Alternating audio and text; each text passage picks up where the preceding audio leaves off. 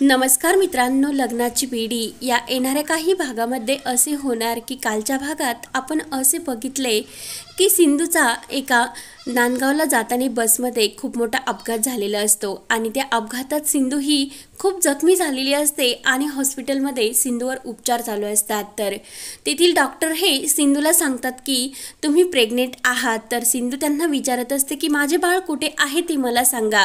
तर डॉक्टर सांगत असतात की तुमचे बाळ तुमच्या पोटात एकदम व्यवस्थित आहे आणि तुम्हाला याबद्दल माहिती नसेल की तुम्ही प्रेग्नेंट आहात, पण आता हे सत्य समोर आलेले आहे जेव्हा तुमच्या टेस्ट केल्या तेव्हा। तर ते ऐकून सिंधूला मात्र खूप मोठा धक्का बसलेला असतो। सिंधू विचार करत असते की देवा, तुझी ही काय लीला आहे, तू माझ्यापासून माझ्या एका बाळाला हिरावले आणि आता दुसऱ्या बाळाचा आनंद मला तू दिला।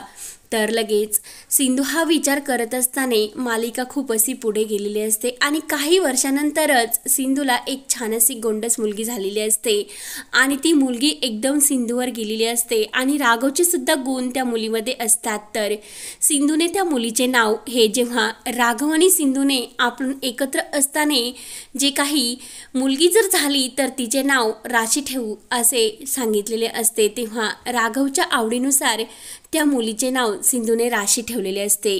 आणि ती मुलगी कायम सिंधूला विचारत असते की माझे बाबा कोण आहे आणि बाबा कधी येणार, कारण मुलीला सर्व काही भेटते पण आपले बाबा कुठे आहे, कोण आहे हे तिला माहिती नसते। कारण सिंधूने नांदगावला येताना एक निश्चय केलेला असतो की मी त्या घरात परत कधीही जाणार नाही, म्हणून सिंधू अपघातानंतर आपल्या मुलीला नांदगावला येऊनच जन्म देते आणि ती मुलगी डायरेक्ट एक मोठी दाखवलेली असते, म्हणजे 10 वर्षाची मुलगी इतकी सुंदर असते आणि इतकी ती हुशार असते। तर सिंधूला ती भारावून टाकत असते आणि तिच्या त्या हसण्याने बोलण्याने सिंधूला राघवच्या खूप काही आठवणी येत असतात। तर ती मुलगी कायम जंगलामध्ये जात असते आणि जंगलामध्ये झाडावरती लिहून ठेवत असते की बाबा तुम्ही केव्हा येणार, मी तुमची कायम वाट बघत आहे। तर त्या झाडांना आणि तेथील सर्वांना ती विचारत असते की बाबा केव्हा येणार आणि सर्व झाडावर तेच नाव लिहिलेले असते की बाबा केव्हा येणार।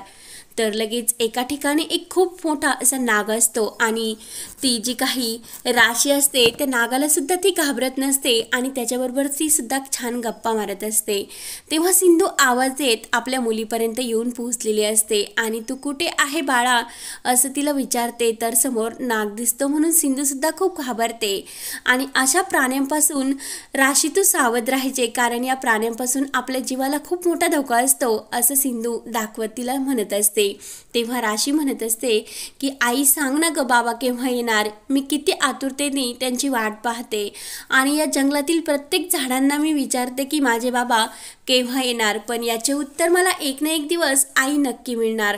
तेव्हा सिंधूला मात्र राघवची आठवण होत असते आणि सिंधूच्या डोक्यामध्ये एकच राग असतो की राघवने मधूला घरात का आणले आणि त्यामुळे सिंधू ही त्या घरी परत गेलेली नसते आणि तिला आपल्या जे काही हे वंश असतो त्याची खूप आठवण येत असते। मात्र वंश हा आपल्या रत्नपारखी कुटुंबात खूप असा राघवबरोबर आनंदी असतो। राघव आणि घरच्यांना वाटत असते की सिंधू आता ह्या अपघातात गेली आहे असे सर्वांना वाटत असते, मात्र सिंधू इकडे आपल्या मुलीबरोबर खुश राहत असते। तर योगायोगाने हे सर्व कुटुंब परत देवकृपेने एकत्र येणार असते। तर त्या जंगलामध्ये जी काही राशी असते ती सिंधूला विचारत असते की आई तू माझी सुपर हिरो तर आहेच, पण मला माझे बाबा कोण आहे ते सांग ना। माझ्या स्कूलमधल्या सर्व ह्या माझ्या मित्रांना आई बाबा आहे, पण मला फक्त तू आईच आहे आणि माझे बाबा कोण आहे ते प्लीज मला सांग ना। सिंधू म्हणत असते की अरे बाळा, मीच तुझी आई आणि मीच तुझे बाबा, जसा माझ्या आप्पांनी माझा सांभाळ केला तसा मी तुझा सांभाळ करील। कारण सिंधूचे मन नसते की रत्नपारखी कुटुंबात परत जायचे, पण जेव्हा राघवला बघितल्यानंतर सिंधूला सर्व काही आठवणी होत असतात। सिंधूला मात्र राशीला काय उत्तर द्यावे ते समजत नसते। सिंधू म्हणत असते की बाळा, तुझ्या बाबांना जेव्हा यायचे तेव्हा ते नक्की येतील, पण आता तू घरी चल। पण राशी काही ऐकत नसते। तर सिंधू ही राशीला कसतरी समजावते आणि तेथून सायकलवर घेऊन जात असते। तर राशी सिंधूला म्हणत असते की आई, जेव्हा पाहावे तेव्हा तू काम करत असते, एकदा तरी मला फिरायला घेऊन चल ना. सिंधू म्हणत असते की अगं बाळा, मला किती पेशंट हे माझी वाट बघत असते आणि त्या पेशंटचा मला इलाजसुद्धा करायचा आणि घरी खूप काही कामंसुद्धा आहे. तर राशी काही ऐकत नसते आणि आई प्लीज तू मला एकदा फिरायला घेऊन चल ना. राशी म्हणते की आई, काल मी जेव्हा आग्रह केला तेव्हा तू आली, पण कधीतरी तुझ्या मनाने तरी करत जा ना. तर लगेच सिंधू म्हणते की माझी आई, तू इतकं बोलायचं कुठून शिकली ग, आणि जेव्हा पाहावा तेव्हा तू बोलतच असते.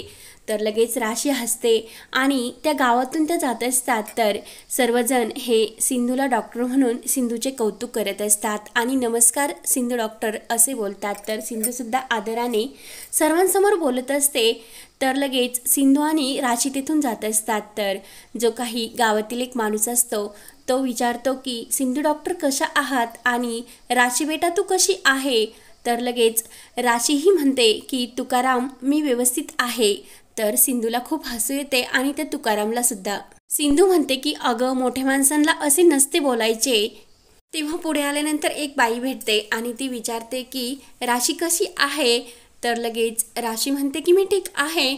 तेव्हा सिंधू विचारते की तुझ्या मिस्टरांची तब्येत आता कशी आहे. तेव्हा ती बाई म्हणते की चांगली आहे, पण त्याने अजून दारू प्यायची सोडलेली नाही.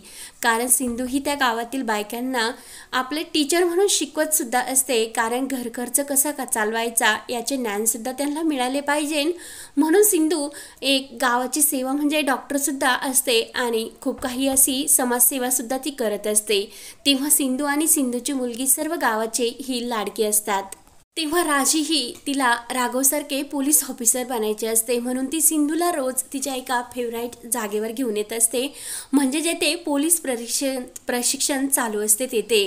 आणि तिथे खूप काही हे जे काही विद्यार्थी असतात ते प्रशिक्षण घेत असतात आणि ते सर्व बघून राशीला मात्र खूप आनंद वाटत असतो. आणि आई तू टेन्शन घेऊ नको, मी एकदम सेफ अशी मस्त पोलीस ऑफिसर बनवेन असं ती सिंधूला म्हणत असते. तेव्हा सिंधूला राघवची आठवण होत असते.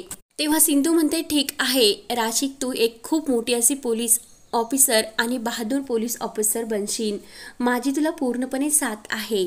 त्यानंतर एक मुलगा त्याच्या वडिलांबरोबर जात असतो. तर राशी पुन्हा विचारते की आई सांग ना ग, माझे बाबा कोण आहे, त्यांचे नाव तरी मला सांग आणि ते माझ्याकडे का येत नाही. तेव्हा सिंधूला परत राघवची आठवण होत असते. तेव्हा शेवटच्या वेळीच राघवने सिंधूला जे काही बोललेले आठवले असते की सिंधू तू जर या घरातून परत पाऊल टाकले तर माझ्या आणि तुझे नाते कायमचे संपेल, असे क्षण तिला आठवतात. आणि सिंधू राशीला समजावते मीच तुझी आई आणि मीच तुझे बाबा. राशी काही ऐकत नाही आणि जोपर्यंत माझ्या बाबांचे नाव मला सांगत नाही तोपर्यंत आई मी तुझ्याशी बोलणार नाही. तर सिंधू म्हणत असते की तू माझ्याशी बोलणार नाही, मी तर एकटीच मग आईस्क्रीम खाणार, कुणाबरोबर शेअरसुद्धा करणार नाही. म्हणून सिंधू राशीला समजावण्याचा प्रयत्न करत असते. तर लगेच तेवढ्यात इकडे राघव हा एका जंगलामध्ये एका खूप मोठ्या ह्या गुंडांच्या मागे हा फायर करत असतो आणि त्यांच्या ही पाठलाग करून त्यांच्यावर गोळ्या झाडत असतो. तेवढ्यात राघवच्या मोबाईलवर वंशचा फोन आलेला असतो, म्हणजे जे काही अपघातात वंश नावाचा मुलगा हा सापडलेला नसतो सिंधूला, तो राघवकडे आलेला असतो. तेव्हा त्याच्या पायाला चालता येत नसते, म्हणजे त्या अपघातामध्ये त्याच्या गुडघ्याला जब्बर असा मार लागलेला असतो आणि राघवचा तो खरंच खूप लाडका असतो. एक सेकंदसुद्धा तो राघवशिवाय राहू शकत नव्हता आणि त्याला सर्व काही आई आणि बाबाचे प्रेम राघवनेच दिलेले असते. आणि त्या वंशच्या जी काही स्कूलचा कॅम्प असतो तो सुद्धा सिंधूच्या गावातच चाललेला असतो आणि तो राघवबरोबर बोलत असतो की बाबा मी कॅम्पमध्ये जात आहे. तेव्हा राघव म्हणत असतो की आपल्या बाबाला सोडून तो अजून एक दिवससुद्धा राहिला नाही आणि बाबापासून इतका दूर जातो का. तेव्हा वंश म्हणत असतो की बाबा तुम्ही टेन्शन घेऊ नका. तेव्हा वंशबरोबर बोलताना राघव त्या गुंडावर गोळ्यासुद्धा झाडत असतो. तर जो काही वंशची स्कूलची जी काही कॅम्प चाललेली असते ती सिंधूच्या गावामध्ये चाललेली असते आणि सिंधू त्या कॅम्पमध्ये जे काही मुलं असतात तर त्या मुलांचे चेकअप करण्यासाठी तिला त्या प्रिन्सिपलने ऑर्डर दिलेली असते, म्हणजे त्या हॉस्पिटलचे काम हे सिंधूकडे आलेले असते. आणि योगायोगे वंश आणि राशी हे त्या कॅम्पमध्ये एकत्र आलेले असतात आणि त्यांची खूप छान अशी मैत्री जमलेली असते. तर आता ह्या मैत्रीचे रूपांतर भावा बहिणींना कशी समजणार आणि सिंधू राघव या 2 मुलामुळे परत कसे एकत्र येणार हे पाहण्यासाठी आपल्या चॅनलला नक्की सबस्क्राईब करत राहा। धन्यवाद।